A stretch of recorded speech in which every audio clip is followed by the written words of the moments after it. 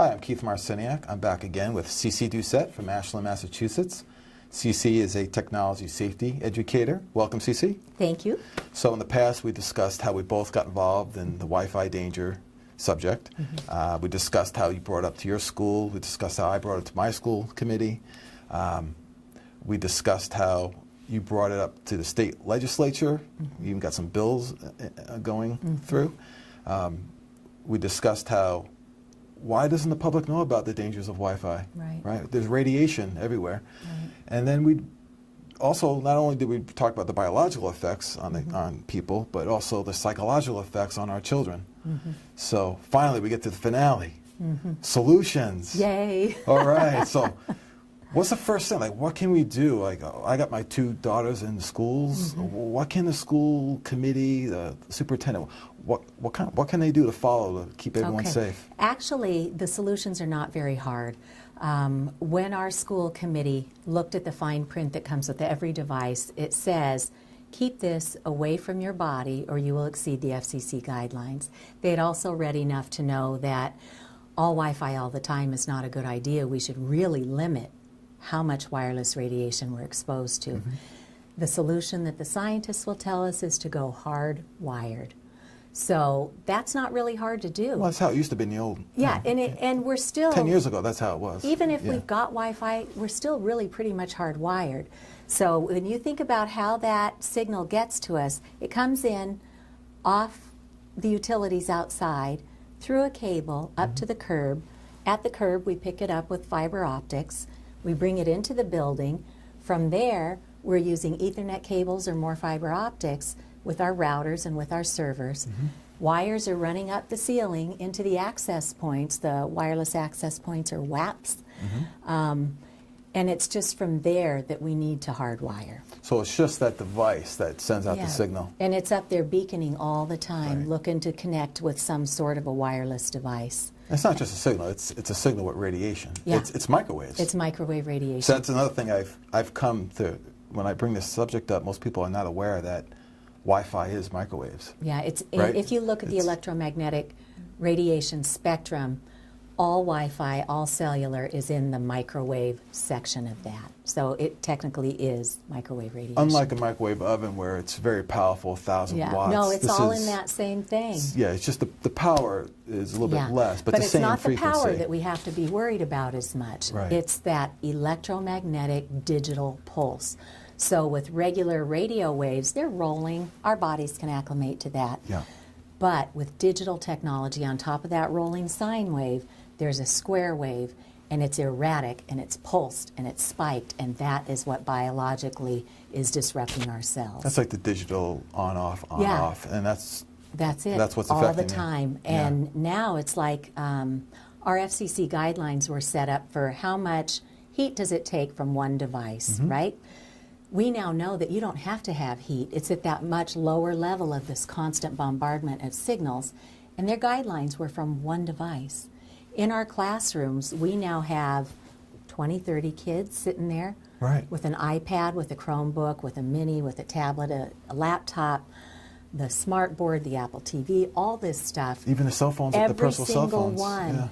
And all the kids, after a certain age, have cell phones that are, most schools ask you to turn them off. Some schools are trying to deploy them as a one-to-one device in the schools, which once you learn the science, you see is just a really bad idea.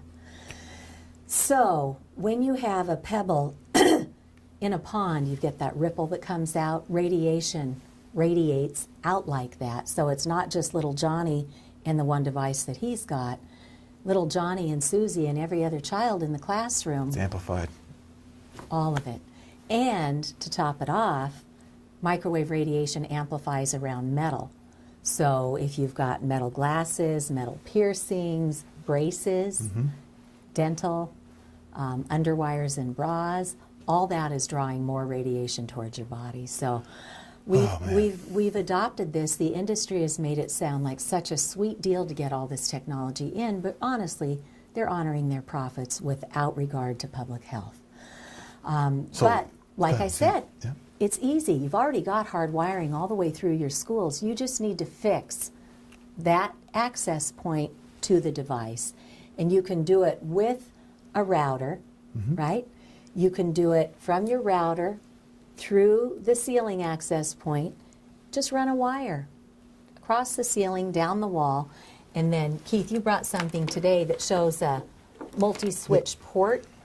You could just put a few of these around the classroom and plug every laptop into it. Well, every this is how it used to tablet be. into it. This Right. is not like new technology. Right. Like this is how it used to be before Wi-Fi, became the norm. Yeah, and so I see you've got the Ethernet cable here. Yes, that's right. Let's show our viewers at home. Yeah. Now you might be told that we have Chromebooks, we don't have a Ethernet jack. Well, that's not entirely true. There are adapters. Yeah. Right, and you have your USB cable can plug right in. Yeah. And so this Ethernet cable hardwires you to your router, and now you've got it. So once that's plugged in, all your signal can come through there, but what you also need to remember to do is to go into your device settings, put it in airplane mode. That cuts off most of the antennas. If you have a locator antenna in there as well, you want to go in and shut that off, and then you're completely hardwired. And no one loses out in technology. No. You can browse the internet. Yeah. You can do all your training. Yeah. Actually, I bet the connection's even better. Right. So now Apple products are a little bit different because they don't always have a USB port on their Right, device. there is no. So what you have to do if you're working with Apple products is to go a couple steps further. So this is the adapter that Keith had. You need to get a camera adapter that will then be able to plug into your device. Okay. And you just use it with your regular outlet plug with it, and your Ethernet jack goes in here. So that goes into the bottom of the power? So just This recently, is what your daughter uses, yeah, right? just recently I figured out that I could hardwire my daughter's phone. And granted, when she's out and about, she wouldn't be trucking around with this. But when she's sitting on the couch for 3 hours at night, she's in high school doing homework, and the kids, communicate to work through problems and stuff. Is that what kids do these days? They text You each wait other? till your kids yeah, get to see, high I haven't school. experienced that yet. When you told me that, I was like, And okay. I'm sitting there watching her with that phone by her, and it was freaking me out a little bit. Yeah. So I went online and did a little more research, and I actually went to the Apple store and said, I want to hardwire my daughter's phone, and the guys are looking at me like, Why? what? We follow FCC guidelines. What? And I said, okay, here's what I think I know, and I taught him. And it happened to be a kid working in the Apple store who was from Ashland. Oh. And he was so intrigued with all of this. So he helped me figure out just what cables I thought I needed. And that really worked. And it worked. So I take it home, and I've got a teenager. You get a lot of eye rolling. Yeah. Oh, Mom. Oh, come on, Mom. Yeah, right. But I said, no, listen. Go ahead and just humor me on this. Let's test it out. Yeah. So she plugged it into her iPhone. Is yours an iPhone? Yeah. So she plugs it into her iPhone, and it's, again, just going in through hard wiring. And I said, does it work? And she said, well, yeah. And I said, is it any faster? And she went, oh my gosh, look how fast this downloads. Really? And then you Makes could see sense, the though. light go off, and she goes, and it's not going to eat into my data There either, you go. is it? Text all you want. Download whatever you want. Yeah. Right? So that's a really easy solution. Where can could people find literally- this? You can get this stuff online or at the Apple Store. Okay. This is You a can get camera these adapter, is adapters. this Yeah, called? this fat one, the square one, is the camera adapter, and it's for the more current Okay, phones. yep. The older phones, I think you can get away with just doing this. Okay. But the solutions are out there, and we'll give you links to stuff. Oh, we have another one. Oh, so this is a good Well, thing. we're still talking about schools. Do we want to? Yes. Okay. So in schools, you definitely want to hardwire as much as you can. If you need to go to a half measure, what you could do is go and get an on-off switch to put up on the wireless access point. And from there, the teacher could have a remote control to turn that Wi-Fi signal off. It just seems common sense. Yeah. So let's just do it. Yeah, so when the kids are not in the building, go ahead and download what you need if you need to do it, Yeah. Wi-Fi. You could do this I'm like sure it comes in this phases. week. Right. Yeah. Exactly. And then make sure that when the kids are in the building, all of the mobile devices are set to airplane mode with Yeah. the locator antenna off. And then when the kids leave, if you need to upload data off their devices, just turn the Wi-Fi back on for a little bit. But for staff members too, they shouldn't be in this sea of radiation all day, especially pregnant teachers. And a lot of teachers start the profession young. They get married, they go off, and they have their babies. You do not want to be having a baby in a Wi-Fi radiation environment for 10 months out of the year. Right. So it's good for the teachers, it's good for the staff, it's good for the administrators, and most importantly, it's good for the children. We always say it's bad for the children, but you have teachers that are in there 30 years. Yeah. You know, that's over 30 years. I That's know. 60,000 hours I know. of microwave radiation hitting your body. And you wonder why kids are so sick these days. Well, and Yeah. it's just for adults too. It's like Yeah. that's a health concern for you people at home with teachers. Well, I have to admit, it also happens to everybody because we Right. work in corporations. Right, right. And- You know what? One more thought, because I'd like to talk about Okay. home and corporations. One thing that surprised me is after I started educating our community and we came up with our best practices for mobile devices, I was invited to speak to our what we call ASHPAC. It's the Ashland Parent Advisory Council for Special Education. Okay. And I thought, oh, great, I'll get to go in and I'll get to educate them too. And they let me give my information. And then what I didn't see coming is they said, we don't want Wi-Fi removed from the schools. And I was like, oh, teach me more about that. Yeah. And they said for some of the children, especially those who are nonverbal, they literally use their tablets to communicate with their world. So that is their mode of communication. And we have seen in some areas where children who have presented on the autism spectrum, once you clean out the environmental toxins like food toxins, get them on an organic diet, get rid of the other environmental heavy metal toxins, and get the Wi-Fi away from them, oftentimes they can regain some of their skills that were lost.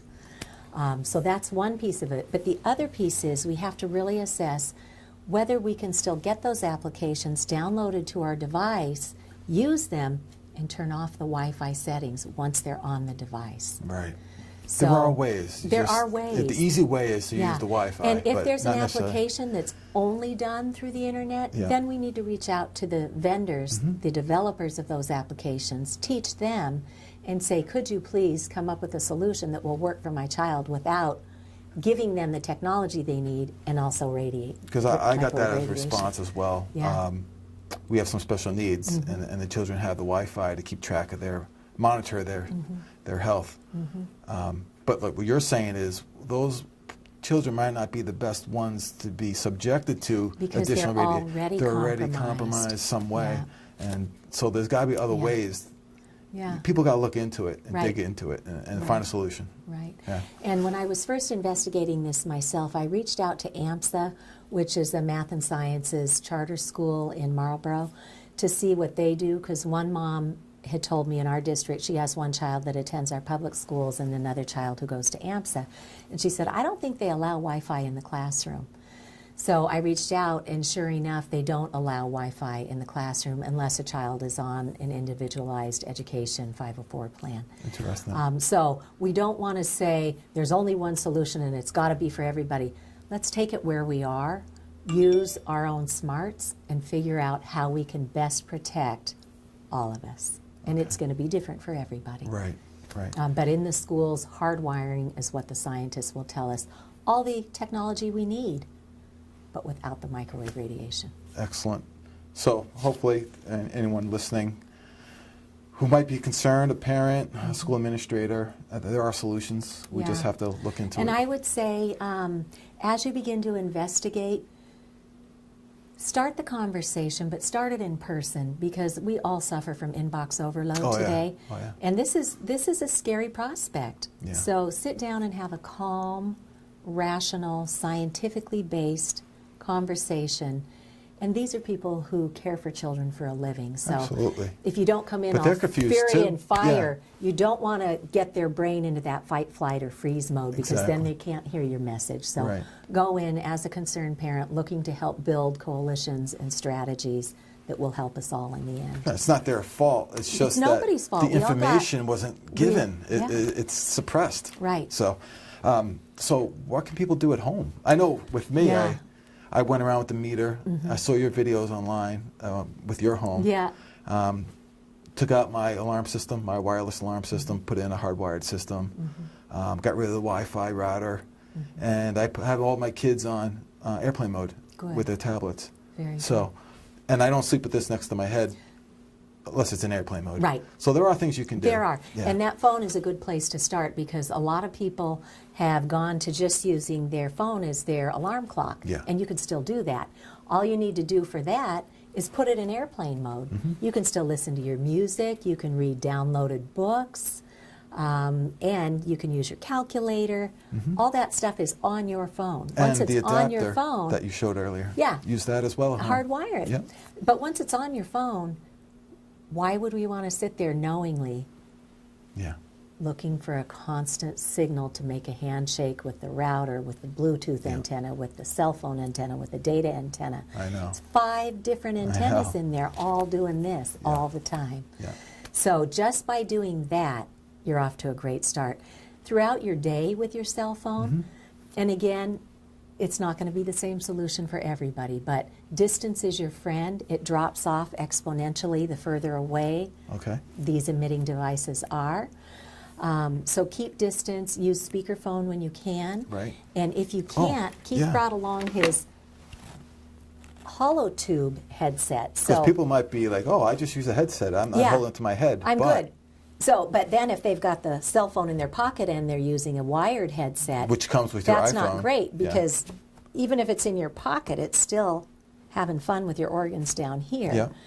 If you have a regular wired headset, that radiation travels up wires. It conducts metal. with metal. Yeah. So it runs right up the wire and into your brain. Kind of like a Bluetooth device. You still. Yeah. Don't put Bluetooth on your head. Bad idea. But with the hollow tube headset, you've got a shielded wire that the information, the data is traveling up here to about this far on you. And then it cuts off to a hollow tube, much like a doctor's stethoscope. It amplifies the radiation, or it eliminates the radiation, amplifies the sound, and you get all the clarity you need. I have no problem with it. It And, works fine. You know, I was traveling recently, and I noticed the security guards at the airport Do had they? this. Wow. And I should was, ask them why. Yeah, Yeah. we were college touring down by D.C. and we went into the Smithsonian, and the guards there too had a hollow tube. And I stopped one of the you guards ask and I them? said, "Do you know what you have?" And he said, "I had no idea." And I said, "That's a really good thing." So somebody at the federal level knows, and they're giving out the hollow tube headsets for their workers. That's interesting. Yeah. I mean, I'm sure he had no clue why it was hollow Yeah. tube, right? Yeah. So, but it's encouraging to see that little by little we're making inroads.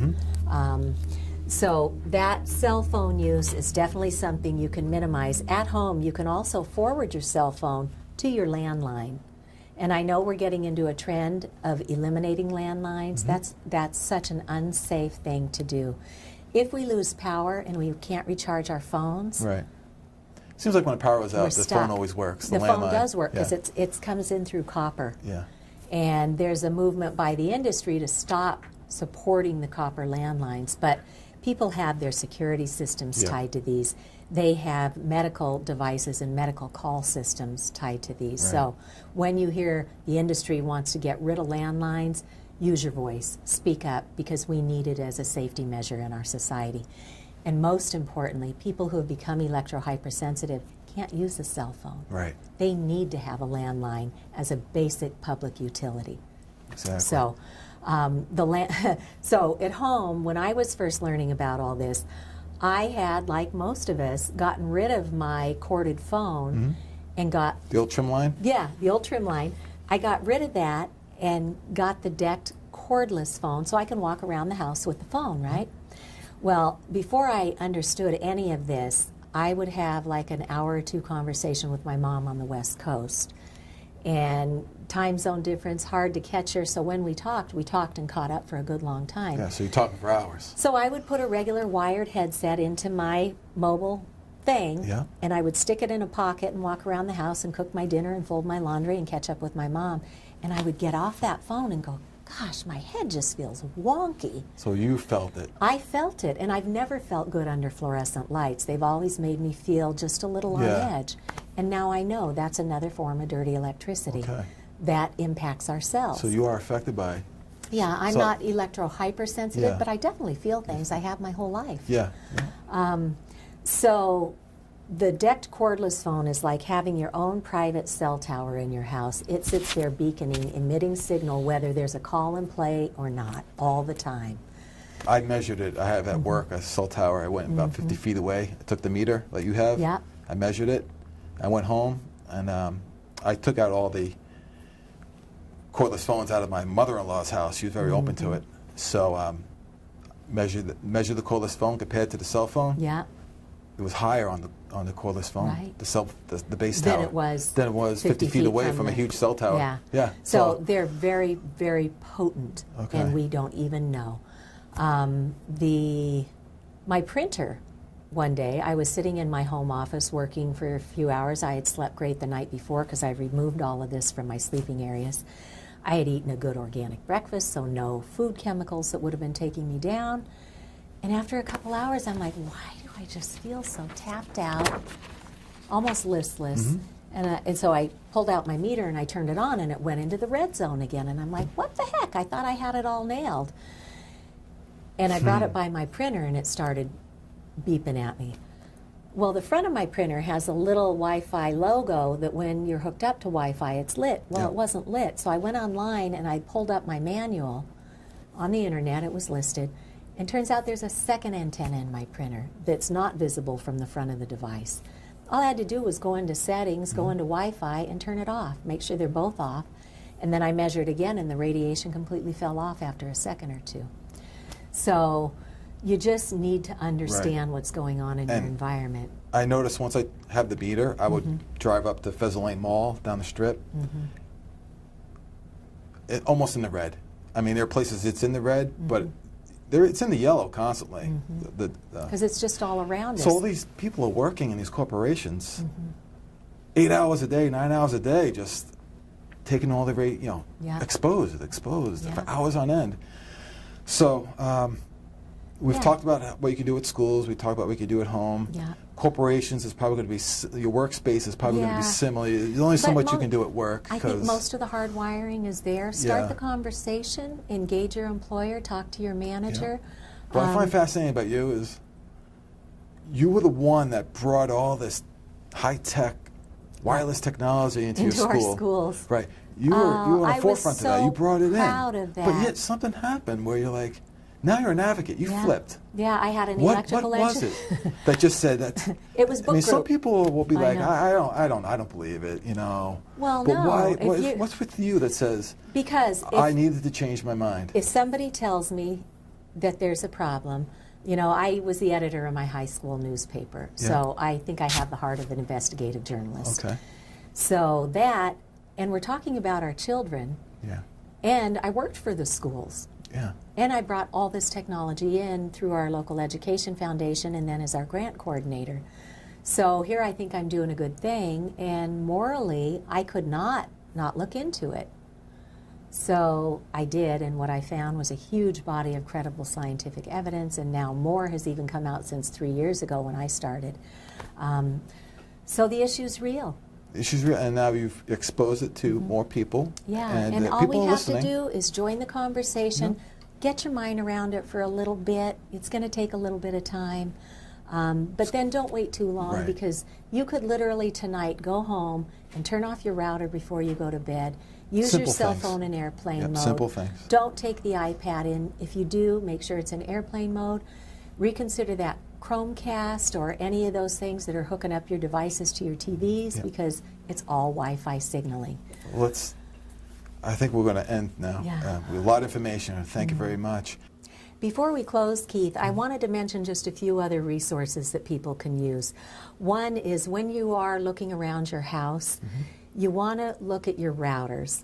So some people begin initiating into this conversation by turning them off at night. Other people can put a timer on them so that they shut down so that our bodies have a chance to rest and restore at night.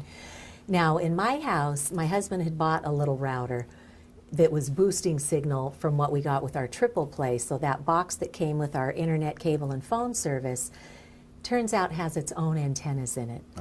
And so I was like, well, I don't know how to get into that thing. So I just called up Verizon, who was my carrier, but any of the carriers can do that for you. He gave me my, what's called an IP address, which I just typed into my computer, and it brought up my account. So my account is tied to that box that we keep in our utility closet. And he just showed me how to set up a password. He showed me how to go into wireless settings. And lo and behold, I had a 2.4 gigahertz antenna constantly emitting radiation into my home, and also a 5 gigahertz antenna constantly emitting radiation into my home. And so all I had to do was go off, apply or save. Little message comes up saying, you realize you're cutting off your Wi-Fi, right? And I just say, sure. And then I went down and measured again, and it was done. So people at home can do this themselves. Just call up and say, we're going hardwired. Can show you just me walk me through turning off my Wi-Fi through my own browser and my home computer. And that's the IP address that you asked them for. So that was easy. That, in my mind, it was a big thing because I didn't know how to do it. But that was the easiest thing to do. They could walk, the company can walk them through and how that's to what do their it. customer So don't be sales reps afraid. are Like, doing, I don't understand technology. I don't know how to shut off my Wi-Fi. Don't worry about it. They'll walk you through it. It's not that hard. And so one of the things that has been really helpful in our community is I put in for a grant request to our Board of Selectmen, because we have a little pot of community money that gets distributed out through grants. And on the third try, after I realized I had to sit down and really talk people through this issue, they finally got it, and they approved my grant application. Excellent. So in Ashland Public Library, we now have this acoustimeter that allows us to, detect how much radiation is on in our homes, in our schools, in our work, and we can take it out for a week at a time. I can hear it right now. It's picking up the Wi-Fi, the clicking. We did another good demonstration in one of our other episodes, so I'll turn this off. But that's something a community could do, or even a family or a group of neighbors. You can get a device. Yep. This one's about $350 or $400. There are other ones. Other people I know use this little coronet. And it also does the, green, yellow, red. It's got audio, and it's easy to carry around. How much so is that for one? about $150, I think. Sure. So I know it might sound like a lot of money, but when you think these about days it's about going to a restaurant with 4 people. So yeah, you look at it that way, right? It is. But for some families, it's even they're not fortunate enough to have discretionary money. Right. So think about joining in with friends and family. Maybe everyone kicks in $10, and then as you buy new devices, you can just measure them and see how much is coming out. And I also wanted to mention there's some people learn in different ways. For people who really like to just cozy down with a book and power through an issue, Dr. Deborah Davis wrote the book Disconnect. She's a Nobel Peace Prize co-laureate, one of our nation's top scientists. She spoke at the panel experts. She came in and spoke to our legislatures and brought that whole international group with her. Katie Singer is a journalist. She gathered up a lot of the resources that are available online too. An electronic silent spring. An electronic silent spring. So she builds the story behind it as well. There's a book for kids to teach them how to use technology more safely. I ordered this online for like $12. Wow. It would be a nice gift to give to your schools when you're starting the conversation. There are 2 books by child psychologists. The big disconnect was Catherine Steiner Adair, who came and spoke to our legislature as well to talk about the psychological impact that all this technology is having. This is like when you take a Wi-Fi phone away from a child, he freaks out. Yeah, it's literally addictive. Yeah. And then Dr. Victoria Dunkley has a 4-week protocol to help your kids come off of this addiction and to help them rebuild the brain transmitters that need to be there to properly function as a human being that get hijacked when we spend too much time in front of a screen. So excellent. Great resources out there. This is just a handful that I had with me today. But if you go to my research repository, I've got a whole list of ones that I found. I'm by no means the end-all be-all for any of this. I'm just trying to gather up information that I've come across in hopes that it can save others time so that they can get at the information that they're looking for. Excellent. There's great videos out there, there's DVDs, there's movies. So a lot of the rest of the world knows about this. We're just getting the conversation started here. And we'll have those links at the end of the program. Yeah. Well, we've covered a lot in these episodes. I want to thank you very much for coming up and sharing your knowledge with the people of Pepperell and our surrounding communities. Well, Keith, I think you deserve kudos as well because you heard about it, you doubted it, you looked into it, you found the truth. I found you. Well, and I found all these world experts Yeah. who are more than eager to tell people about this because we get caught in political stalemates. I think the subject has legs of its own. It does, and that's where real change ever happens. It's Right. grassroots up, and when there's enough momentum, and now we're educating at the top too, we're educating at the bottom, and we'll meet in the middle, and Squish we'll it. fix this. We're only at one point in time, so Excellent. we can do this. We can do this. Well, thank you Yeah. everyone for watching. Appreciate hanging in there with us for all these episodes. There's a lot of information that we shared. Feel free to look online. It's all there. Yeah. And thank you very much, Cece. You're welcome. Thanks for having Thank me, you. Keith. Thank you for coming. All